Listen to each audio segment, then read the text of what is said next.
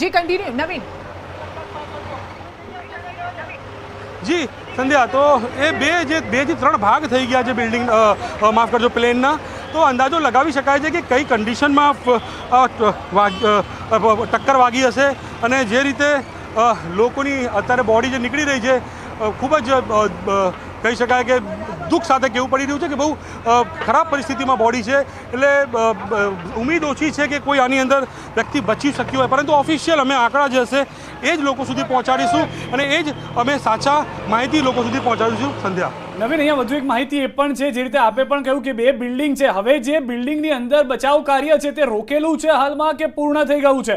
કારણ કે કમિશનર તરફથી 2 કલાક પહેલા કહેવામાં આવ્યું હતું કે 70 થી 80% કાર્ય રેસ્ક્યુનું પૂર્ણ થઈ ગયું છે. અત્યારના શું જાણકારી તેને લઈને? હજી કાર્યવાહી ચાલુ છે, હજી બોડી નીકળી રહી છે, હજી પણ લોકોને બહાર કાઢવામાં આવી રહ્યા છે જેમની મૃતદેહને.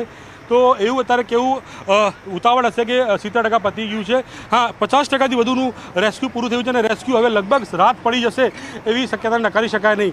કારણ કે તમામ જે લોકોની ડિટેલ સાથે કેટલા લોકો હતા, બિલ્ડિંગમાં કોણ છે, બિલ્ડિંગમાં કોણ કોણ હતા, એ તમામ ઇન્ફોર્મેશન, તમામ માહિતી જ્યાં સુધી એકત્રિત કરવામાં આવશે અને જે ફ્લાઇટની અંદર જે લોકો હતા એ તમામ લોકોની બોડીને બહાર કઈ રીતે કાઢવામાં આવે છે, મતલબ કેટલા લોકોને, એ તમામ આંકડા સાથે તેનું મેચ થશે અને પછી જ ખબર પડશે કે કેટલા લોકો અને કઈ રીતનું આખો આ ઘટનાક્રમ છે.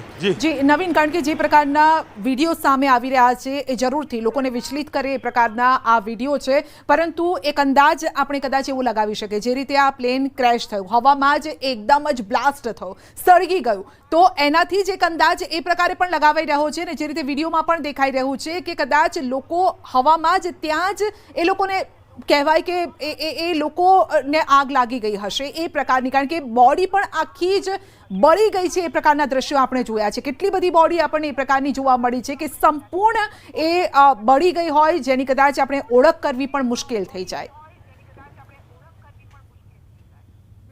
બોડી જે તમામ છે, તમામ બોડી જે છે તે સળગી ગઈ છે. આપ કેટલાક લોકો આપ જોઈ શકો છો રડી રહ્યા છે, એમના સગા સંબંધીઓ હશે, કોણ છે અંદર, શું છે, જો આપ એક આ યુવતી છે તેને અંદર લઈ જવામાં આવી રહી છે પણ તે રડી રહ્યા છે. આપ જોઈ શકો છો વિઝ્યુઅલ કે કોણ છે અંદર, એમની સાથે તેમના પરિવારજનો કોઈ હશે, બની શકે એને જોવા જતા હશે. એટલે કન્ડિશન ખૂબ જ આમની નાની બાળકી અંદર ઉપર છે. ઓ બા સંધ્યા, જી જી નવીન, તેમની નાની બાળકી અંદર હતી. જી, બી બાળકી રહેતી હતી, હવે બાળકી સુલાઈને ન તો કોણ અંદર છે, બાળકી છે અંદર. જી બિલકુલ, હવે બાળકી સુરક્ષિત છે, ભગવાન કરે બાળકી સુરક્ષિત હોય. અમે બિલકુલ પણ નથી, લગભગ જે સમાચાર આવી રહ્યા છે કે મુશ્કેલ છે. ડોક્ટર હતા, ડોક્ટર પોતાના ફરજ ઉપર ગયા હતા પોતાની બાળકીને. કારણ કે મંત્રીઓને પણ કહેવામાં આવ્યું છે કે આપ પણ તુરંત જ ઘટના સ્થળ પર જાઓ, ઘાયલો હોય ત્યાં પહોંચો, તમામ મદદ કરો. CR પાટીલનું પણ થોડા સમય પહેલા અમે આપણે ટ્વીટ પણ જણાવ્યું હતું કે તેમણે પણ કીધું છે, ટ્વીટ કરીને આદેશ કર્યો છે કે બીજેપીના જે પણ કાર્યકર્તાઓ છે, નેતાઓ છે, મંત્રીઓ છે, તેઓ પણ ત્યાં પહોંચે. એ દર્દીઓની સારવારનું છે, બાકી તો બીજા બધી વિગતો તો તમને થોડા સમય પછી મળી જાય. આરોગ્ય વિભાગે બધી જ વ્યવસ્થાઓ કરેલી છે. પૂરતી માત્રામાં ડોક્ટર, દવાઓ બધી પૂરતી માત્રામાં, પ્રાઇવેટ ડોક્ટર, સિવિલના ડોક્ટરોના આજુબાજુના સેન્ટરોમાં, બીજી હોસ્પિટલોમાં પણ વ્યવસ્થા થઈ છે. પ્લીઝ અત્યારે તો મોટા સમાચાર છે અત્યારના કે સુવિધાઓ પૂરેપૂરી છે, તકલીફ તેમાં કોઈ જ નથી.